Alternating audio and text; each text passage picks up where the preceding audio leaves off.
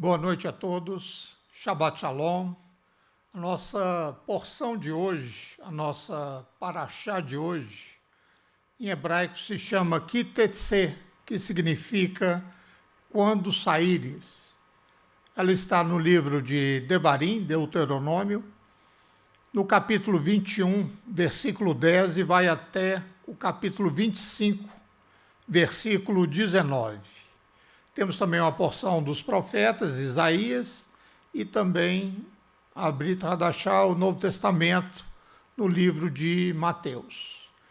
Nós sempre iniciamos com o Salmo, e vamos iniciar hoje com o Salmo 32. Um salmo didático de Davi. Bem-aventurado aquele que tem suas transgressões perdoadas e seus pecados apagados. Como é feliz aquele a quem o Senhor não considera iníquo e em cuja alma não há hipocrisia. Enquanto mantive meus pecados inconfessos, meus ossos se definhavam e minha alma se agitava em angústia. Pois dia e noite a tua mão pesava sobre mim, e minhas forças se desvaneceram com a seiva em tempo de seca. Confessei-te o meu pecado, reconhecendo a minha iniquidade, e não encobri as minhas culpas. Então declarei: confessarei minhas transgressões para o Senhor, e tu perdoaste a culpa dos meus pecados. Dessa maneira, todos os que têm fé orem a ti, enquanto pode ser encontrado. Quando as muitas águas se levantarem, elas não os alcançarão. Tu és o meu abrigo seguro, tu me livras das aflições, e com cânticos de salvação me envolves. Diz o Senhor: instruir-te-ei e te guiarei no caminho a seguir. Os meus olhos estarão sobre ti para aconselhar-te. Não sejas como o cavalo ou a mula, que não possuem compreensão, mas precisam ser controlados com o uso de freios e rédeas. Caso contrário, não poderiam obedecer. Muitos são os sofrimentos do ímpio, mas a bondade do Senhor protegerá quem nele confia. Alegrai-vos no Senhor, ó justos, e cantai bem alto, vós todos que são retos de coração. Terminando nosso salmo, vou fazer um pequeno resumo dessa porção, dessa paraxá.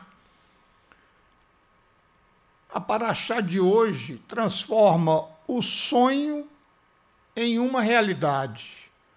Moisés diz: saímos do Egito, estamos à entrada da terra prometida. Haverá guerras para lutar, batalhas para vencer, terras para resolver.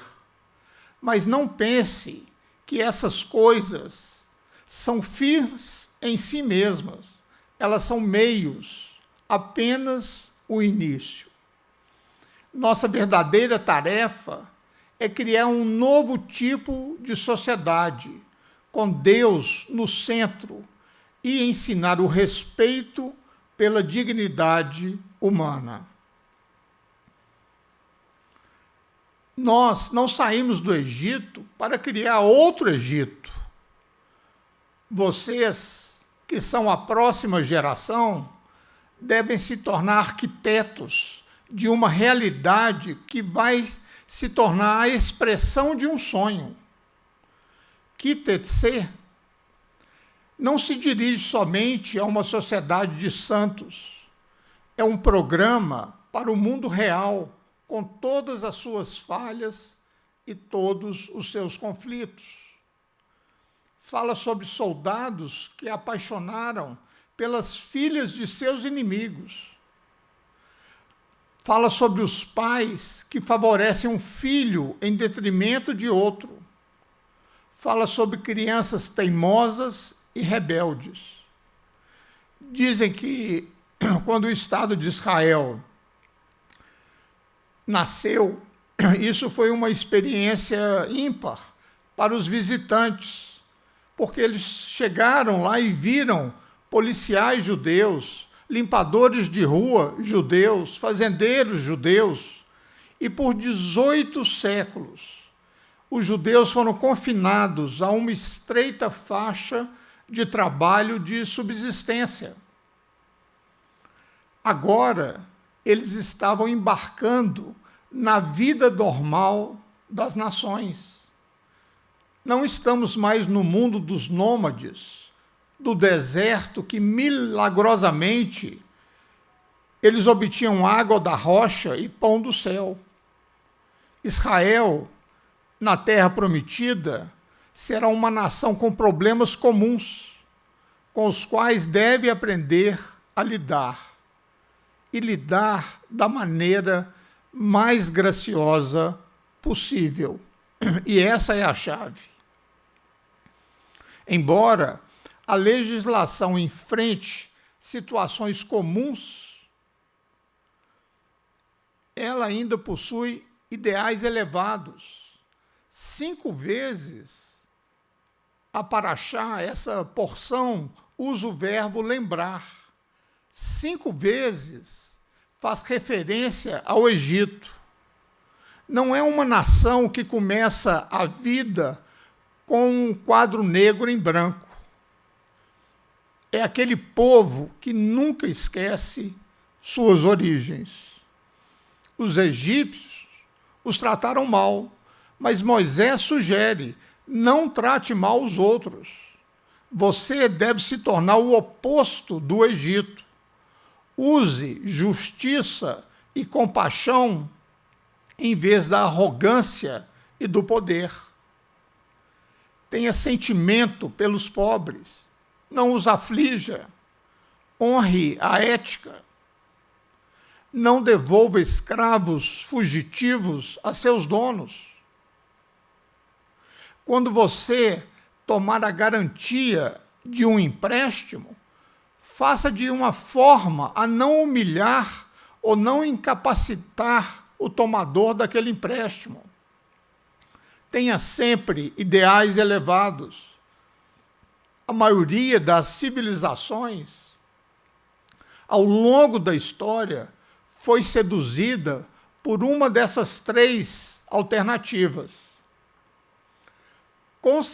conservadorismo, revolução ou laissez-faire. Conservadorismo é a defesa da continuidade daquilo que já existe. Revolução é o inverso, é a derrubada daquilo que existe. E o laissez-faire é deixar a sociedade rolar sem um plano, sem um mapa. Já o judaísmo tem um destino, mas sabe que chegar lá leva tempo. Leva tempo para abolir a escravidão. Leva tempo para instituir a justiça econômica. Leva tempo para criar a paz em vez da guerra. E isso pode demorar uma geração. Portanto, Moisés sugere: comece com pequenos passos. Torne as coisas melhores, não perfeitas. Ao mesmo tempo, ensine seus ideais a seus filhos. Dessa forma, eles continuarão a jornada e a levarão adiante. A nossa caminhada é longa, ela é lenta e ela deve ir do real até o ideal. Kitetsê é sobre relacionamento entre homens e mulheres, entre pais e filhos, entre empregadores e empregados, entre credores e devedores. É também sobre as relações entre humanos e animais. Descartes pensava que os animais não tinham alma. Portanto, você poderia fazer com eles o que quisesse. O judaísmo não acredita que os animais não têm alma, por causa desse versículo na Bíblia. O justo conhece a alma de seu animal, mas os atos mais bondosos dos ímpios são cruéis. Nefesh, essa palavrinha aí em vermelho, quer dizer alma. E eu peguei também na Bíblia, em hebraico, exatamente o que está escrito ali em verde, né? Que em hebraico se lê Yodeia Tzadik Nefesh Bentov, que quer dizer o justo conhece a alma do seu animal. No mundo antigo, havia certas culturas que consideravam alguns animais sagrados. Outros se importavam mais com os animais do que com os seres humanos. O judaísmo não segue nenhum desses dois caminhos, mas considera os animais como seres sensíveis. Eles podem não pensar ou falar, mas eles sentem. E a crueldade com os animais, tanto quanto possível, deve ser evitada. Surpreendente é que existe uma lei, como vemos aqui em Deuteronômio 25:4, que diz: não amordaçarás o boi enquanto está debulhando o cereal. Essa lei, ela se aplica também aos seres humanos. Quando você for trabalhar no vinhedo do seu vizinho, você pode comer quantas uvas desejar para saciar sua fome. No entanto, você não pode colocá-las em uma sacola e levá-las. Quando você trabalha colhendo espiga de milho, trabalhando para o seu vizinho, você pode catar algumas espigas com a mão para você se alimentar. No entanto, você não pode cortá-las com a foice e levá-las em quantidade. O princípio é o mesmo em ambos os casos.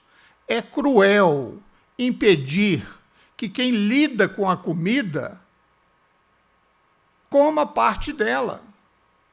O patrão deve permitir que o empregado coma, mas o empregado não deve se envolver em pequenos furtos.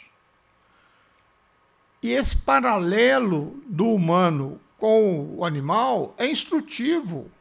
Eles também têm sentimentos, eles também devem ser respeitados. Não lavrem a terra com o boi e o jumento juntos. Dois princípios aqui estão em jogo. O primeiro é evitar a crueldade. O boi é muito mais forte do que o jumento. Então, esperar que os dois façam o mesmo tipo de trabalho é injusto.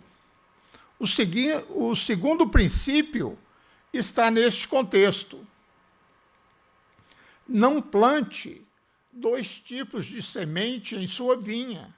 Se o fizer, não apenas as safras que você planta, mas também os frutos da vinha serão contaminados.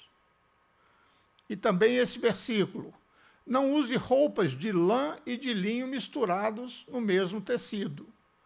A lã é uma fibra de origem animal e o linho é uma fibra de origem vegetal. Quando fiados juntos, eles não se misturam e não produzem um fio de boa qualidade.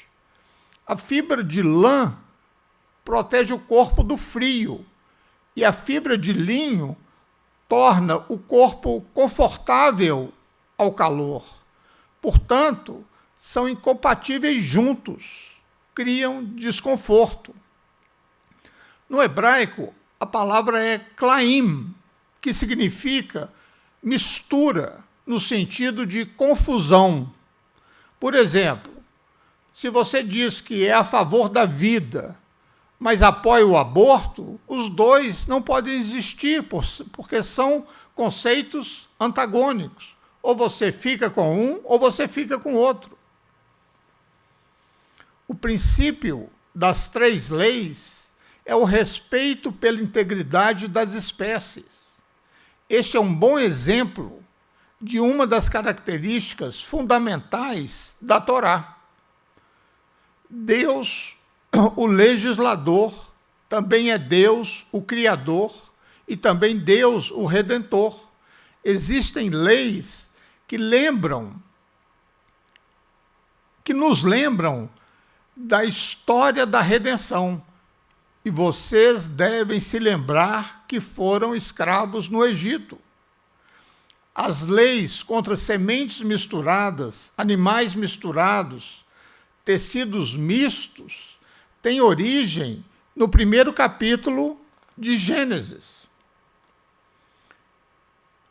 Então Deus disse que a terra produza vegetação, plantas com sementes, e árvores na terra que deem frutos com sementes, segundo as suas várias espécies. E assim foi. A terra produziu plantas que dão sementes de acordo com a sua espécie, e árvores que dão frutos de acordo com as suas espécies. E Deus viu que isso era bom. E disse Deus: produz a terra seres viventes segundo as suas espécies, animais domésticos, répteis e animais selvagens segundo as suas espécies. E assim foi.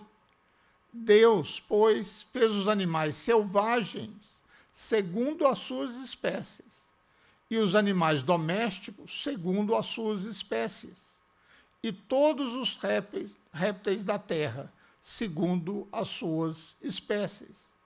E viu Deus que isso era bom. A criação é boa quando as fronteiras entre tipos distintos são respeitados. Essa é a voz do Eterno, da ordem e do respeito pela diferença. Uma voz que distingue uma coisa de outra e reconhece o lugar de cada uma na criação do mundo. Um detalhe interessante da lei que está nessa paraxá, nessa porção, é mandar embora a mãe pássaro.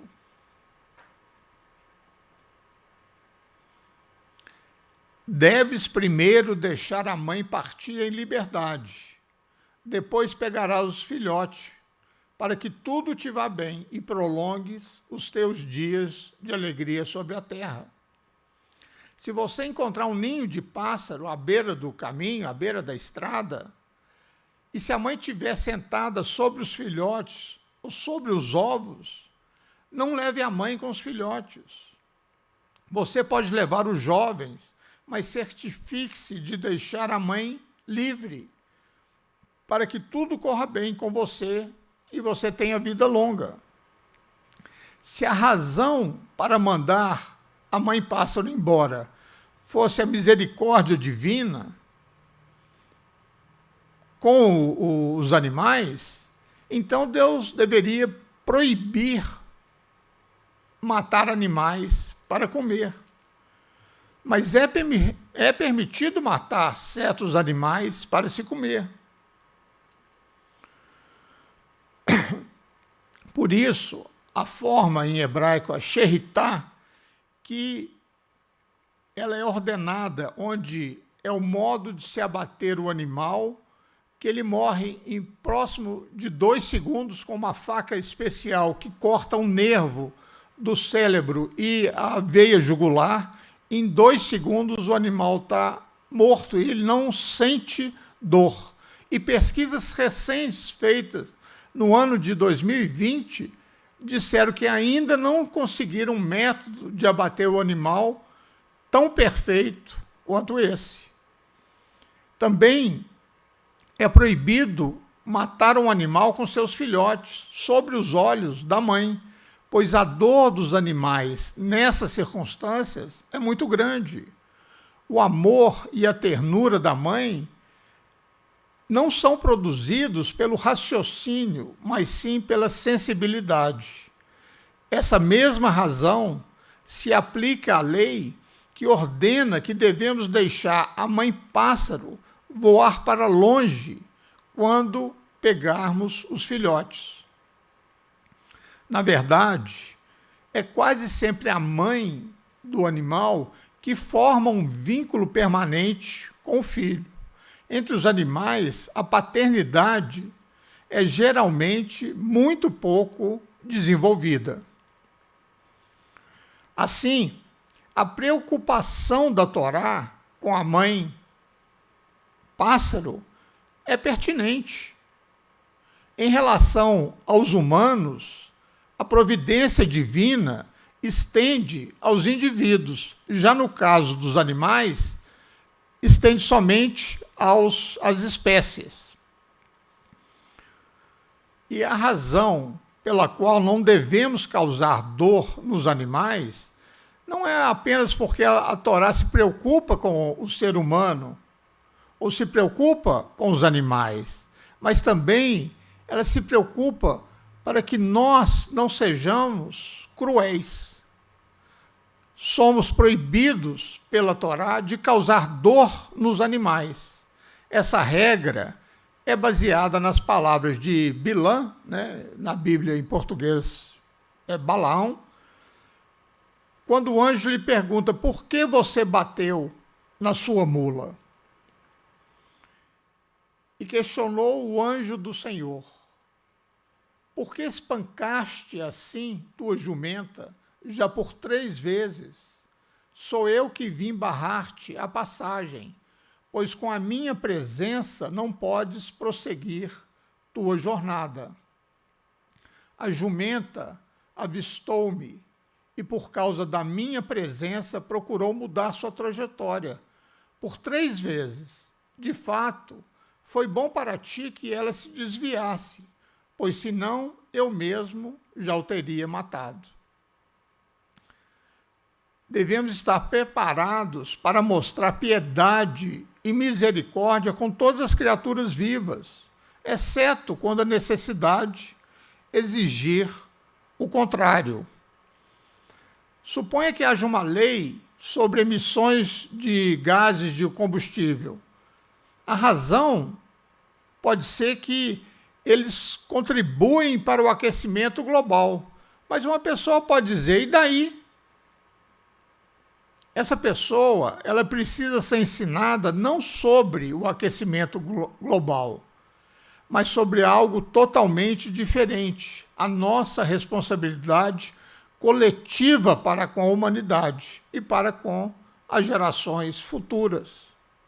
Permitir que uma mãe pássaro testemunhe a morte do seu filhote é cruel, mas alguém também poderia dizer: e daí? Para dizer isso, para responder isso, nós devemos aprender que a crueldade é errada, seja praticada contra animais, seja praticada contra seres humanos. Não porque os animais têm menos direito, mas porque nós temos deveres.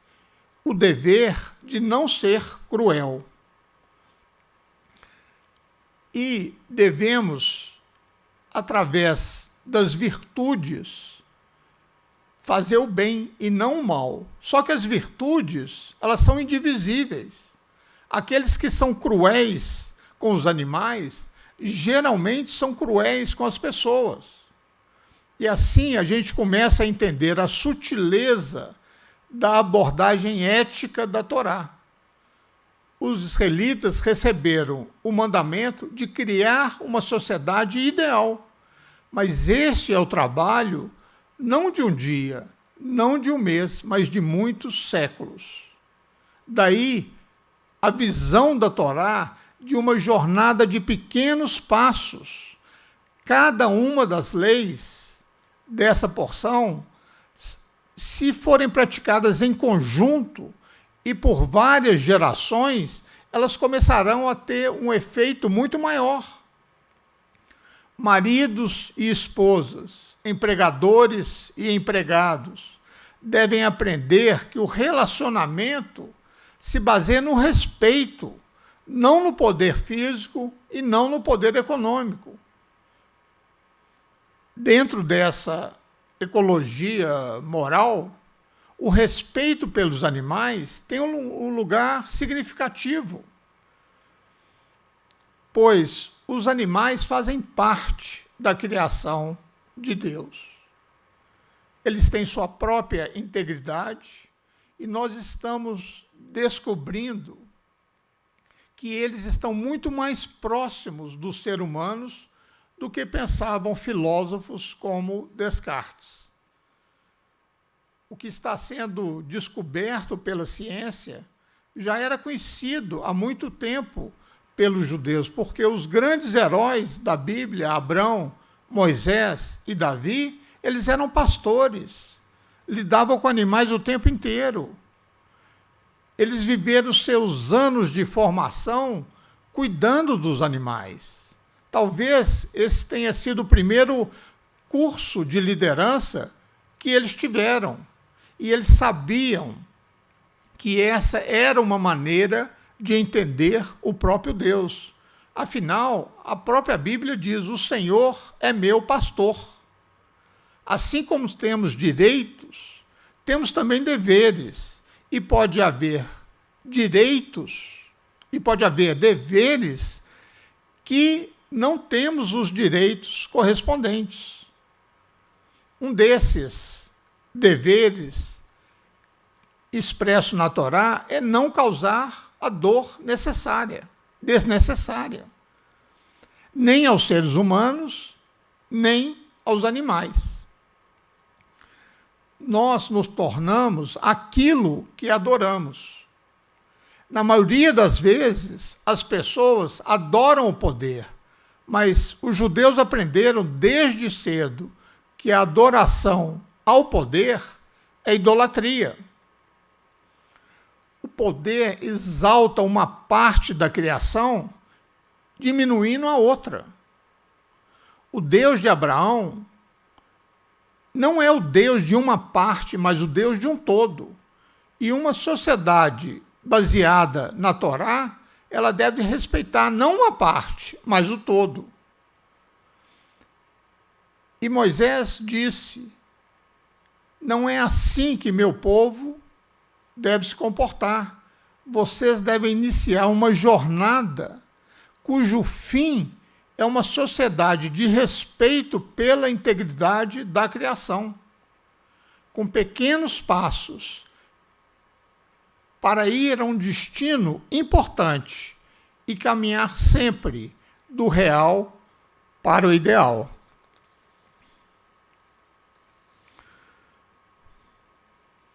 Quando a gente faz toda semana aqui esse estudo, né, de uma porção, de uma paraxá, eu sempre gosto de trazer alguma coisa para a nossa vida do dia a dia. A gente sempre cria um tema para essa porção. E o tema de hoje é abandonando o ódio. As trevas não podem expulsar as trevas. Apenas a luz pode fazer isso. O ódio não pode expulsar o ódio. Apenas o amor pode fazer isso. O ódio multiplica o ódio, a violência multiplica a violência. Eu imagino que uma das razões pelas quais as pessoas se apegam tanto com tanta teimosia é porque, uma vez que o ódio se vai, elas são forçadas a lidar com a dor. Há um versículo nessa porção importante, ele passa muitas vezes desapercebido, pois ele aparece no meio de várias leis sobre herança, sobre filhos rebeldes, sobre bois sobrecarregados, sobre violações no casamento, sobre escravos fugitivos. mas sem dar qualquer ênfase.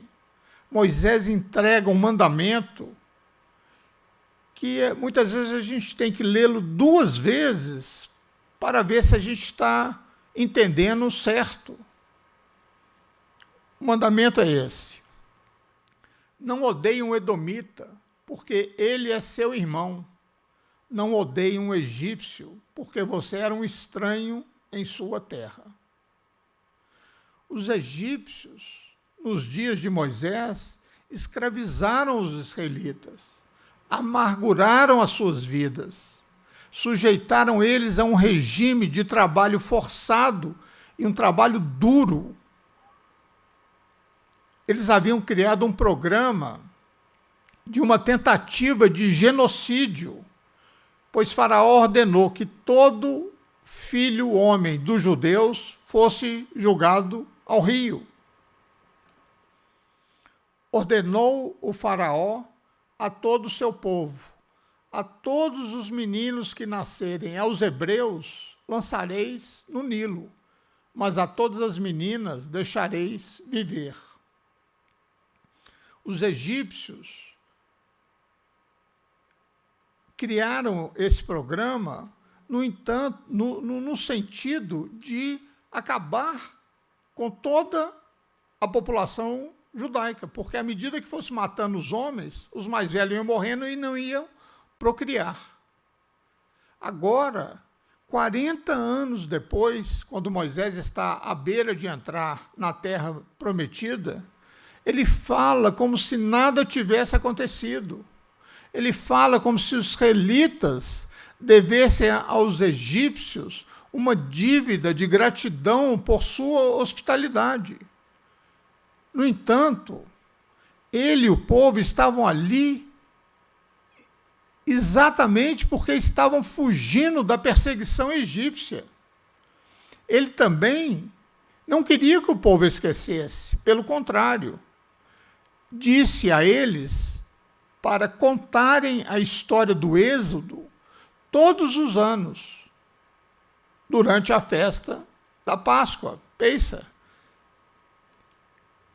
e usar as ervas amargas, o pão sem fermento, para que a memória fosse passada a todas as gerações futuras. Se você quer preservar a liberdade, nunca se esqueça de como é perdê-la. No entanto, aqui onde eles estão, à margem do Jordão, e ele está dirigindo ao seu povo, ele diz: não odeiem um egípcio. Porque para ser livre, você tem que abandonar o ódio. Isso é o que o Moisés está dizendo. Se eles continuassem a odiar seus antigos inimigos, os israelitas teriam saído do Egito, mas o Egito não teria saído deles. Mentalmente, eles ainda estariam lá e ainda seriam escravos do passado. Eles ainda estariam acorrentados, não com correntes de metal, mas na mente. E as correntes da mente são muito mais restritivas do que todas as outras. Você não pode criar uma sociedade livre com base no ódio, com ressentimento, raiva, humilhação, um sentimento de injustiça, um desejo de restaurar a honra através da vingança.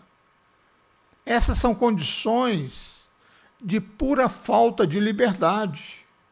Você deve viver com o passado, diz Moisés, mas não no passado. Aqueles que são mantidos cativos pela raiva contra seus ex-perseguidores ainda estão presos. Aqueles que permitem que os seus inimigos definam quem eles são, não alcançaram a liberdade. Os livros de Moisés referem-se repetidamente ao Êxodo e a esse mandamento, vos lembrarei de que foram escravos no Egito. No entanto, isso nunca é invocado com motivo de ódio, com motivo de vingança. Sempre aparece como uma parte lógica da sociedade justa, onde os israelitas são ordenados a criar o oposto do Egito. A mensagem implícita aqui é: limite a escravidão, não sujeite a trabalho esforçado, dê a eles descanso a cada 7 dias, liberte-os a cada 7 anos, reconheça eles como você, não como inferiores a você. Ninguém nasce para ser escravo. Dê generosamente aos pobres. Deixe-os comer a sobra das suas colheitas. Deixe um canto no campo para eles. Compartilhe as suas bênçãos com outras pessoas. Não prive as pessoas de seu sustento. Toda a estrutura bíblica está ancorada na experiência da escravidão do Egito. É como se ele dissesse: você sabe em seu coração o que é ser vítima de perseguição, portanto, não persiga os outros. A ética bíblica é baseada em atos repetitivos e na inversão de papéis, você se colocando no lugar dos outros e usando a memória do que aconteceu como uma força moral. Em Êxodo e Deuteronômio, nós somos ordenados a usar a memória não para preservar o ódio, mas lembrando como que é ser sua vítima. Lembre-se, não para viver no passado, mas para evitar a repetição do que ocorreu no passado. Só assim podemos entender um detalhe inexplicável na própria história do Êxodo.